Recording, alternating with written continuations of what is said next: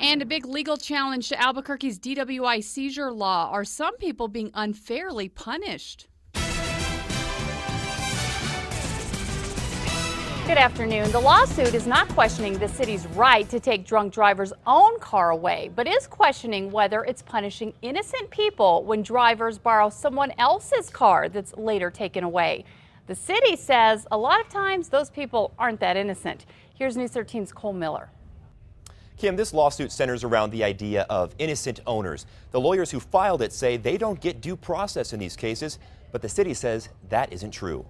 Chances are you've seen the checkpoints, Albuquerque police looking for drunk drivers, and sometimes the people who get nabbed are driving someone else's car. And if the driver already has a DWI conviction, the car gets seized, even if someone else owns it. The ordinance doesn't protect the people who had no idea that their vehicle was going to be used like this. Diego Escabel, along with former state rep Justine Fox Young, just filed a class action lawsuit against the city, saying innocent owners are being bullied by Albuquerque's DWI seizure law. The city is seizing vehicles from owners who are in many cases innocent. They haven't been convicted, even arrested, or they weren't even driving the vehicles that were seized. The lawsuit represents 7 plaintiffs who claim they had to pay fees to get their cars back and attend hearings because someone drove their cars drunk without their knowledge. The lawyers say the system limited their due process, making it unconstitutional. In a nutshell, we think this is a case of government at its worst. The move comes just weeks after a district court judge ruled an Albuquerque man whose car was used to drive drunk